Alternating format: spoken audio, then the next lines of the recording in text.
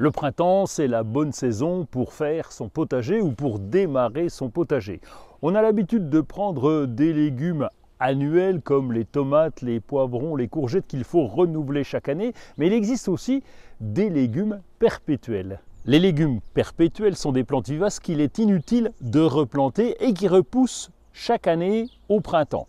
En général, on consomme leur feuillage. Et voici quelques-unes de ces plantes originales appelées légumes perpétuels. Commençons par le premier, Allium ampelophrasum, c'est le poireau vivace. Ses feuilles sont beaucoup plus fines que le poireau traditionnel.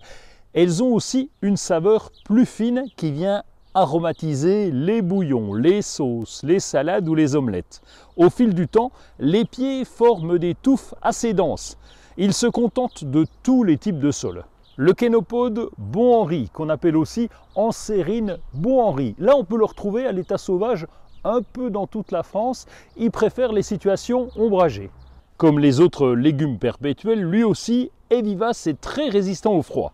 Il peut rester en place 4 à 5 ans de suite. Ses feuilles sont riches en calcium, en fer, en phosphore et se consomment crues, en salade ou cuites comme les épinards. La ciboule est cultivée pour ses feuilles aromatiques. Sa saveur est plus douce que l'ail et l'oignon. On la consomme d'ailleurs beaucoup dans la cuisine asiatique. Elle est résistante au froid et pousse facilement dans les potagers.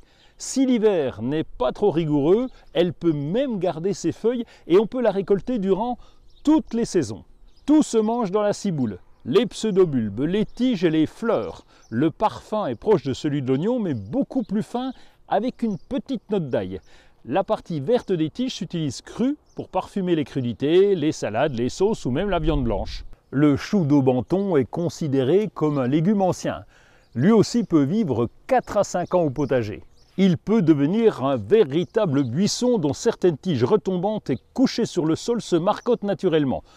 C'est bien pratique pour récupérer de nouveaux plants. La récolte du chou d'Aubenton se fait tout au long de l'année. On cueille les jets, c'est-à-dire les jeunes pousses qui poussent le long de la tige. Et c'est au printemps qu'elles sont les plus tendres. On récolte au fur et à mesure de ses besoins. Dans cet inventaire, j'aurais pu ajouter la ciboulette, la livèche, l'oseille et encore bien d'autres. Il y a vraiment beaucoup de plantes vivaces à consommer au potager.